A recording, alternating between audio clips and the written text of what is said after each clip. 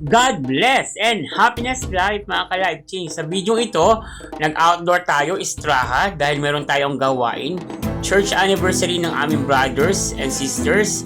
Ayan po, kung makikita nyo ang photo booth na dumaan kanina at ito ang nangyaring event. So dito, makikita nyo na reception to kung saan may photo booth picture taking at merong registration. So ito yung kanilang photo booth. Diba? So, simple but very elegant, and this ang atake, purpose and praise, di ba? So, ayan guys, dumarating na yung mga bisita. So, ayan. So, naka-table na ang lahat kung saan sitting pretty na. Okay, dahil magsisimula na ang program. So, separate na tayo muna for the meantime kasi ready na ang lahat. So, from here naman, nagsiset na sila ng kanya-kanya mga upuan. Ayan, pinapakita ko ang ating mga guests, ang ating mga brothers and sisters in Christ Jesus. Ayan po, ang aming God with DDU United Jess. Ayan, at ang may mga anniversary naka-green. Sila po ang Del at ang LOV. Ayan. God be the glory sa mga buhay ng ating mga kapatid na nagsumikap, naghanda para sa ganitong selebrasyon na talaga namang nag-prepare din sila kagaya namin ng anniversary namin. So sila naman ngayon. Ayan guys, so to praise God sa mga kapatid, sa mga buhay nila, nagiging successful ang gawain dahil sa suporta at tulong ng bawat isa. So ito naman yung dining hall, papunta sa kainan kasi may pa-breakfast, mga Filipino foods ba, lugaw, puto, coffee, tinapay. Ayan, pakita ko sa inyo guys, ang sarap na mga menu. So ayan po, nagkakainan muna sila for breakfast. So from here, ito na yung event, yung talagang nagpa-praise and worship na kami. The program is working. So naka-voice over ako kasi baka magkaroon ng copyright page.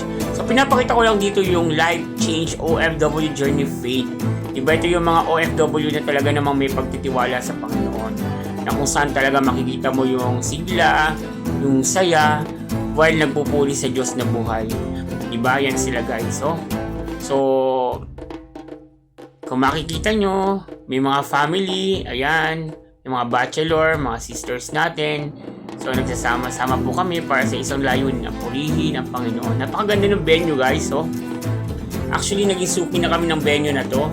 Dahil tuwing may event kami dito kami kumukuha ng renta.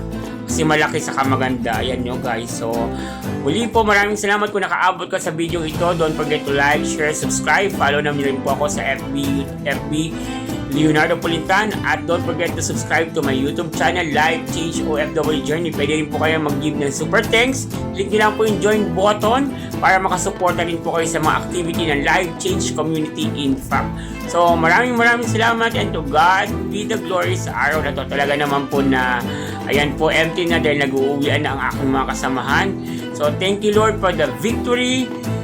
The honor and power belongs to you, Lord Jesus. Maraming salamat. Dito po nagtatapos sa aming kwento. So sa end up, magkakaroon kami ng mga photo booth pictures.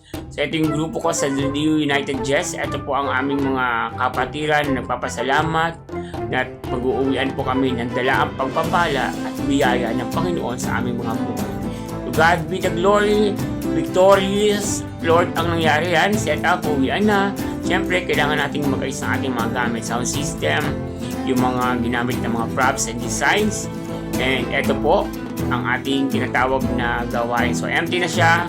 So, dito na lang. Maraming salamat. Muli po, don't forget to subscribe, like, and share. Comment down below. And follow nyo na rin po ako sa FB Reels, Leonardo Pulintan. And this is your Life Change OFW Journey. Thank you for watching.